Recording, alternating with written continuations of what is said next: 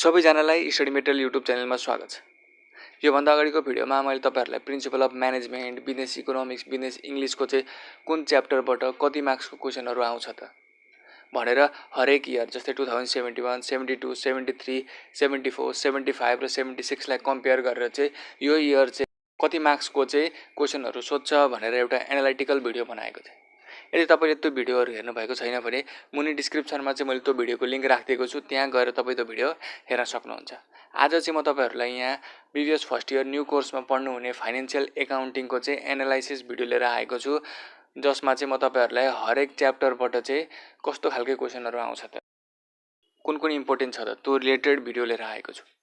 So यदि तपाई हाम्रो च्यानलमा नयाँ हुनुहुन्छ भने चाहिँ हाम्रो च्यानललाई चाहिँ सब्स्क्राइब गरेर त्यो साइडमा रहेको बेल आइकन दबाउन चाहिँ नबिर्सिनु होला।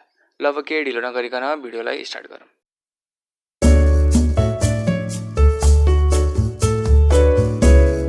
BBS first year new course financial एकाउन्टिङमा चाहिँ हामीले 15 वटा च्याप्टर पढ्नुपर्ने हुन्छ, जसमध्ये फर्स्ट च्याप्टर भनेको चाहिँ basic understanding of financial accounting हो। BBS first year financial accounting new कोर्समा चाहिँ तपाईलाई अराउन्ड 70 मार्क्सको न्यूमेरिकल सोध्ने गर्छ भने 30 मार्क्सको चाहिँ के सोध्ने गर्छ, थ्योरी सोध्ने गर्छ। मैले यहाँ तपाईलाई अराउन्ड भनेको कहिलेकाहीँ न्यूमेरिकल धेरै मार्क्सको पनि सोध्ने गर्छ भने कहिलेकाहीँ थ्योरी थोरै पनि सोध्न सक्छ, धेरै पनि सोध्न सक्छ। भनेको यहाँ त्यस्तो निश्चित ठ्याक्कै यति मार्क्सको आउँछ भन्ने हुँदैन। तर यसो एनालाइसिस गर्ने हो भने चाहिँ 70 मार्क्सको न्यूमेरिकल र 30 मार्क्सको चाहिँ थ्योरी प्राय सोधेको पाइन्छ। थ्योरी र हाम्रो थ्योरीको इम्पोर्टेन्ट च्याप्टर भनेको चाहिँ च्याप्टर 1 र च्याप्टर 2 हो, जुन चाहिँ एउटा कम्प्लिटली थ्योरिटिकल च्याप्टर हो। अब हाम्रो फर्स्ट च्याप्टर भनेको चाहिँ basic understanding of financial accounting हो, जसमा चाहिँ तपाई हेर्ने हो भने त्यसबाट 15 मार्क्सको चाहिँ क्वेशन आएको पाइन्छ र त्यसबाट 2 मार्क्सको क्वेशनहरु पनि आउने गर्छ। यदि 2 मार्क्समा र 15 मार्क्समा चाहिँ क्वेशन आउनु पर्यो भने कस्तो टाइपको क्वेशन आउँछ त भन्दाखेरि यदि 2 मार्क्समा आउने हो भने चाहिँ तपाई त्यहाँ स्क्रिनमा देख्न सक्नुहुन्छ, define financial accounting, write any two objective and limitation of financial accounting भनेर यसरी two objective two limitation separately चाहिँ 2 मार्क्समा सोध्न सक्छ। 10 मार्क्समा चाहिँ सोध्नु पर्यो अथवा 15 मार्क्समा चाहिँ सोध्नु पर्यो भने discuss the concept, feature and objective सबैलाई एकै ठाउँमा ल्याएर चाहिँ हो त्यो चाहिँ लेख्न, फाइनान्शियल एकाउन्टिङको चाहिँ अब्जेक्टिभ, कन्सेप्ट, फिचर चाहिँ लेख्न सोध्ने गर्छ।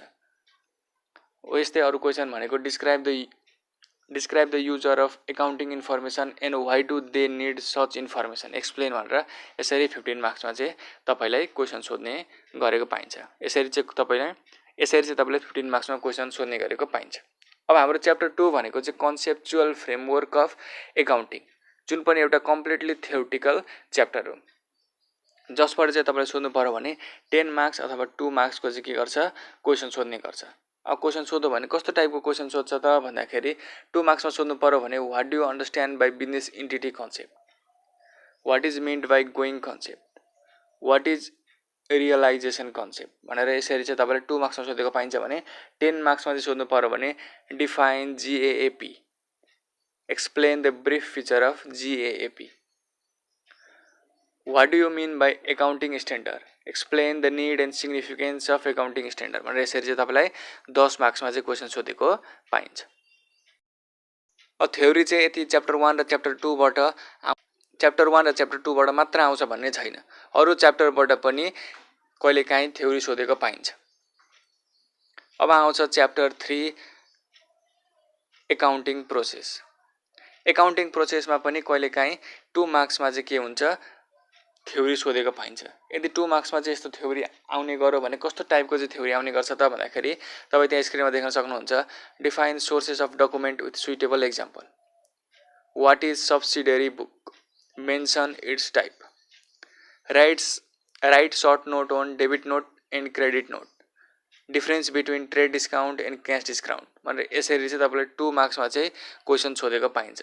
10 मार्क्समा कहिलेकाहीँ क्वेशन आइहाल्यो थ्योरीमा भने कस्तो आउन सक्छ भने what do you mean by sources of document, discuss their roles in recording process, हो यसरी चाहिँ आउन सक्छ। तर 2 मार्क्समा चाहिँ कहिलेकाहीँ थ्योरी सोध्न पाए पनि 10 मार्क्समा चाहिँ थ्योरिटिकल सोध्नै पाइदैन, किनकि यो च्याप्टर चाहिँ न्यूमेरिकलको लागि धेरै नै इम्पोर्टेन्ट च्याप्टर हो। त्यही भएको कारणले गर्दाखेरि न्यूमेरिकल चाहिँ म्याक्सिमम यो च्याप्टरबाट सोध्ने गर्छ। अब न्यूमेरिकल चाहिँ कुन टपिक रिलेटेड आउँछ त यो च्याप्टरबाट भन्दाखेरि फर्स्ट भनेको accounting equation. Accounting equation short क्वेसनमा आउनको लागि फाइनेन्सियल यो न्यू कोर्सको फाइनेन्सियल एकाउन्टिङमा चिनिने गरिन्छ, जसको चाहिँ आउने चान्सको चाहिँ प्रोबेबिलिटी निकै नै हाई छ। यानि एकाउन्टिङ इक्वेसन आउने चान्स चाहिँ निकै नै हाई छ। यसको प्रोबेबिलिटी पनि म 90% भन्दा माथि नै एकाउन्टिङ इक्वेसन चाहिँ योपालि सोध्छ भन्ने चाहिँ ग्यारेन्टी दिन सक्छु। र यसलाई चाहिँ तपाईँलाई एभरेजमा हेर्ने हो भने 2 अथवा 3 मार्क्सको क्वेसनमा चाहिँ एकाउन्टिङ इक्वेसन सोल्भ गर्न भनेर चाहिँ हामीले सोध्न सक्छ। अब कस्तो टाइपको क्वेसनहरू आउँछ त, हरेक च्याप्टरको चाहिँ मैले तपाईँलाई क्वेसनहरू सेपरेट गरेर कति मार्क्सको भनेर देखाइदिएर चाहिँ एउटा पिडिएफ बनाइदिएको छु। हो त पिडिएफ तपाईँ डाउनलोड गर्न चाहनुहुन्छ भने चाहिँ मुनि डिस्क्रिप्सनमा अथवा डिस्क्रिप्सन थाहा नहुनेलाई चाहिँ मुनि कमेन्टमा चाहिँ मैले त्यसको चाहिँ एउटा लिङ्क राखिदिएको छु। त्यो लिङ्कबाट चाहिँ तपाईँ डाउनलोड गर्न सक्नुहुन्छ र त्यहाँबाट तपाईँ एक्जामको लागि प्रिपेयर गर्न सक्नुहुन्छ। यदि तपाईँले त्यहाँबाट प्रिपेयर गर्नुभयो भने म राम्रोसँग भन्न सक्छु, यदि तपाईँले त्यहाँबाट राम्ररी प्रिपेयर गर्नुभयो भने चाहिँ तपाईँ सजिलैसँग पास गरेर राम्रो मार्क्स ल्याउन सक्नुहुन्छ फाइनेन्सियल एकाउन्टिङमा। अब अर्को न्युमेरिकल चाहिँ यहाँबाट सोध्ने भनेको पर्चेज बुक, पर्चेज एकाउन्ट बनाउन, पर्चेज रिटर्न बुक बनाउन, सेल्स बुक बनाउन, सेल्स एकाउन्ट बनाउन र सेल्स रिटर्न एकाउन्ट बनाउन सोध्छ, जसको चाहिँ एक्जाममा आउने चान्स चाहिँ एभरेज देख्छु म 50% भन्दा माथि मात्रै देख्छु, वा 50% वा 50% जति चाहिँ म तपाईँलाई यो पर्चेज बुकहरू बनाउन, सेल्स बुकहरू बनाउन सोध्छ भन्ने चाहिँ भन्न सक्छु। यदि तपाईँलाई यस्तो खालको क्वेसन सोधिहाल्यो भने चाहिँ एभरेजमा तपाईँलाई 2 देखि 3 मार्क्स यानि सर्ट क्वेसनमा चाहिँ सोध्ने गरेको पाइन्छ। अब अर्को मेन कुरा, मेन न्युमेरिकल तपाईँलाई यो च्याप्टरबाट सोध्ने गर्छ, जुन चाहिँ हो तपाईँलाई जर्नल इन्ट्रिज बनाउन। अब कसैलाई जर्नल इन्ट्रिज बनाउन निकै नै अप्ठ्यारो लागेको छ। मैले पढाएको जर्नल इन्ट्री यदि तपाईँ बुझ्न चाहनुहुन्छ, मैले तपाईँलाई मोडल क्वेसनको चाहिँ एउटा जर्नल इन्ट्री मजाले बुझाएर गरिदिएको छु। यदि तपाईँले त्यो भिडियो हेर्नुभयो भने तपाईँलाई जर्नल इन्ट्रीमा केही पनि समस्या आउँदैन। यदि तपाईँ त्यो भिडियो हेर्न चाहनुहुन्छ भने मुनि डिस्क्रिप्सनमा चाहिँ मैले त्यसको भिडियो राखिदिएको छु, त्यहाँ गएर तपाईँ हेर्नुभयो भने म ग्यारेन्टी नै दिन सक्छु तपाईँ जर्नल इन्ट्री सजिलैसँग जस्तो सुकै प्रोब्लम पनि गर्न सक्नुहुन्छ। अब यहाँबाट आउने भनेको जर्नल इन्ट्री भयो, लेजर बनाउने, त्यो पनि टी सेप लेजर बनाउने, अनि ट्रायल ब्यालेन्स बनाउने, अनि त्यो ट्रायल ब्यालेन्समा चाहिँ जोडिएर एडजस्टमेन्ट इन्ट्रिज बनाउन, अनि एडजस्टेड ट्रायल ब्यालेन्स बनाउन सोध्छ। जुन एडजस्टेड ट्रायल ब्यालेन्सहरू बनाउने भनेको चाहिँ च्याप्टर 4 मा पर्ने गर्छ, तर यो च्याप्टर र च्याप्टर 4 एडिसनल भएर चाहिँ 15 मार्क्सको चाहिँ बिगर क्वेसन चाहिँ आउने चान्स निकै नै हाई देख्छु म। भनेपछि journal entry, ledger, trial balance बनाउने चाहिँ यो च्याप्टरको एउटा निकै इम्पोर्टेन्ट न्युमेरिकल रूपमा तपाईँ हेर्न सक्नुहुन्छ, जुन चाहिँ तपाईँलाई 10 देखि 15 मार्क्ससम्मको क्वेसनमा चाहिँ सोध्ने गरेको पाइन्छ। अब आउँछ हाम्रो chapter 4 accrual basis of accounting, जसमा चाहिँ तपाईँलाई न्युमेरिकल सोध्नु पर्यो भने ओपनिङ इन्ट्रिज बनाउन, क्लोजिङ इन्ट्रिज बनाउन चाहिँ सोधेको पाइन्छ, जसको प्रोबेबिलिटी चाहिँ एभरेज भन्दा अलिकति माथि र म्याक्सिमम भन्दा अलिकति कम, यानि 70 देखि 75% सम्म चाहिँ यो क्वेसन तपाईँलाई एक्जाममा सोध्ने गरेको पाइन्छ। यदि तपाईँले ओपनिङ इन्ट्रिज र क्लोजिङ इन्ट्रिज बनाउन सोध्यो भने चाहिँ म्याक्सिमम तपाईँ 3 अथवा 2 मार्क्समा चाहिँ यो क्वेसन सोधेको पाइन्छ। र यदि तपाईँलाई चाहिँ क्लोजिङ इन्ट्रिज बनाउन आउँदैन भने त्यो रिलेटेड भिडियो पनि मैले बनाइसकेको छु, त्यसको भिडियो चाहिँ म डिस्क्रिप्सनमा राखिदिन्छु, त्यहाँ गएर तपाईँ हेर्नुभयो भने तपाईँले क्लोजिङ इन्ट्रिज बनाउन कुनै पनि समस्या हुँदैन। अब च्याप्टर 4 बाट आउने अर्को न्युमेरिकल त मैले अघि नै भनिहालेँ, एडजस्टमेन्ट इन्ट्रिजहरूलाई चाहिँ रेकर्ड गरेर एडजस्टेड ट्रायल ब्यालेन्स बनाउने चाहिँ तपाईँलाई यो च्याप्टरबाट सोध्ने गर्छ, जुन चाहिँ तपाईँको च्याप्टर 3 सँग चाहिँ एडिसनल भएर क्वेसन सोधेको चाहिँ म्याक्सिमम पाइने गरिन्छ। यदि त्यसरी जोइन भएर चाहिँ सोधेन भने चाहिँ एडजस्टमेन्ट इन्ट्रिज र एडजस्टेड ट्रायल ब्यालेन्स बनाउन चाहिँ तपाईँलाई 10 मार्क्सको क्वेसनमा चाहिँ सोध्ने गरेको पाइन्छ, जुन चाहिँ निकै नै इम्पोर्टेन्ट टपिक हो। अब आउँछ हाम्रो chapter 5 accounting for inventory and cost of goods sold.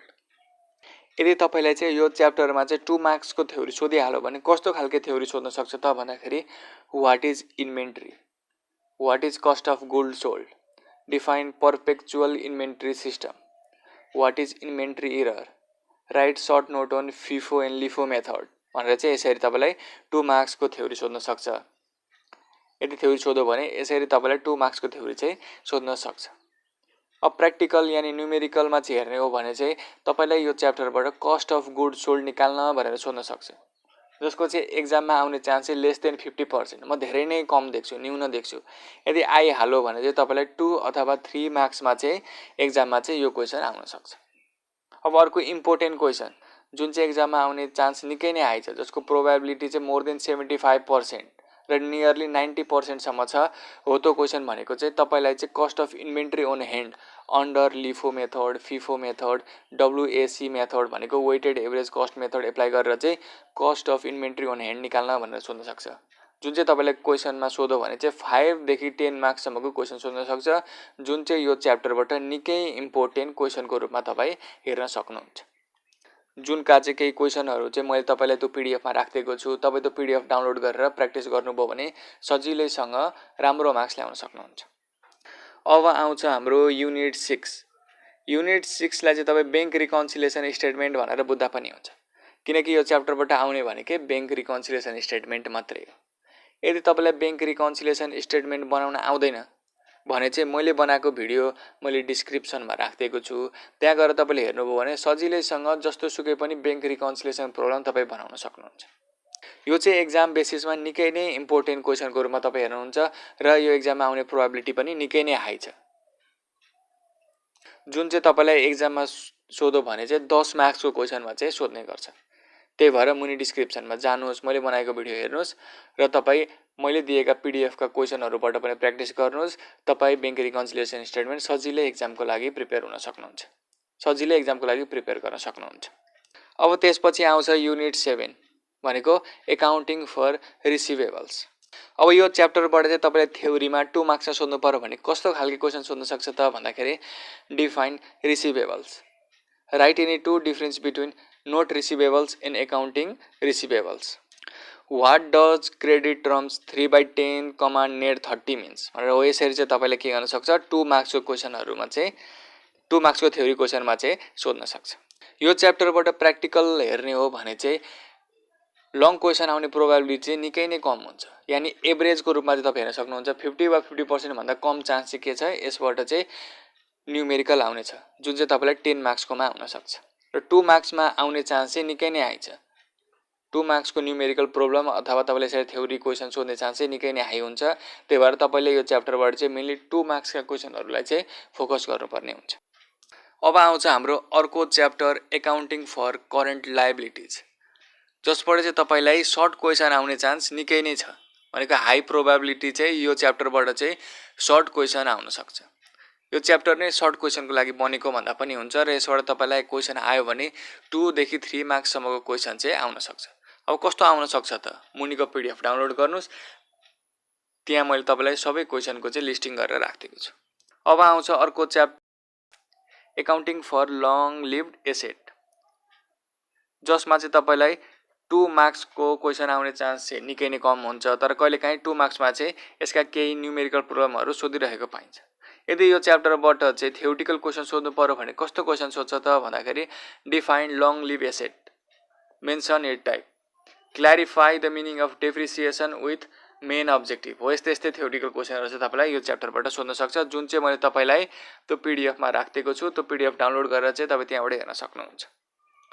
अब यसबाट चाहिँ तपाईँलाई लङ क्वेसन यानि 8 मार्क्सको क्वेसन चाहिँ आउने चान्स निकै नै हाई छ र त्यस्तो टाइपको क्वेसन चाहिँ कस्तो आउन सक्छ भन्दाखेरि डेप्रिसिएसन फन्ड इन्भेस्टमेन्ट एकाउन्ट बनाउन, डेप्रिसिएसन फन्ड एकाउन्ट बनाउन, मेसिनरी एकाउन्टहरू बनाउन चाहिँ तपाईँलाई मेनली यो च्याप्टरबाट सोध्ने गरेको पाइन्छ। जुन कुरा चाहिँ मैले तपाईँलाई पिडिएफमा राखिदिएको छु त्यहाँ भएका कुराहरू मात्र प्र्याक्टिस गर्नुभयो भने पनि तपाईँ सजिलै राम्रो मार्क्स ल्याउन सक्नुहुन्छ। अब आउँछ हाम्रो unit 10 accounting for long term liabilities, जसबाट चाहिँ तपाईँलाई थ्योरिटिकल क्वेसन सोध्नु पर्यो भने चाहिँ कस्तो खालको क्वेसन आउन सक्छ त भन्दाखेरि 2 मार्क्सका क्वेसनहरू भनेको define non current liabilities, what do you mean by bond amortisation, what do you mean by operating lease, give the meaning of capital lease, what is bond, explain it characteristics हो। यस्ता कुराहरू चाहिँ तपाईँलाई 2 अथवा 10 मार्क्समा चाहिँ क्वेसनमा सोधेको तपाईँ पाउन सक्नुहुन्छ यदि थ्योरिटिकल क्वेसन सोधिहाल्यो भने। अब प्र्याक्टिकल क्वेसनहरूमा चाहिँ तपाईँले find issue price of bond, journalise redemption of bond, lease amortisation table जस्तै चाहिँ क्वेसनहरू चाहिँ तपाईँलाई लङ क्वेसनमा सोध्न सक्छ, जुन चाहिँ तपाईँलाई एक्जाममा आउने चान्स चाहिँ निकै नै हाई छ। यसबाट सर्ट 2 मार्क्सको क्वेसनहरू पनि आउने चान्स निकै नै हाई छ। भनेपछि यो च्याप्टरबाट चाहिँ 12 मार्क्ससम्मको प्र्याक्टिकल यानि न्युमेरिकल क्वेसन चाहिँ सोध्न सक्छ। जुन कुरा मैले तपाईँलाई पिडिएफमा सबै लिस्टिङ गरेर राखिदिएको छु, यदि त्यो मात्रै प्र्याक्टिस गर्नुभयो भने पनि तपाईँ यो च्याप्टरबाट राम्रो मार्क्स ल्याउन सक्नुहुन्छ। अब आउँछ हाम्रो unit 11 accounting for shareholder equities, जसबाट चाहिँ तपाईँलाई लङ क्वेसनमा चाहिँ 10 मार्क्सको क्वेसन आउने चान्स निकै नै हाई छ र सर्ट क्वेसनमा पनि 2 अथवा 3 मार्क्सको क्वेसन आउने चान्स पनि निकै नै हाई छ।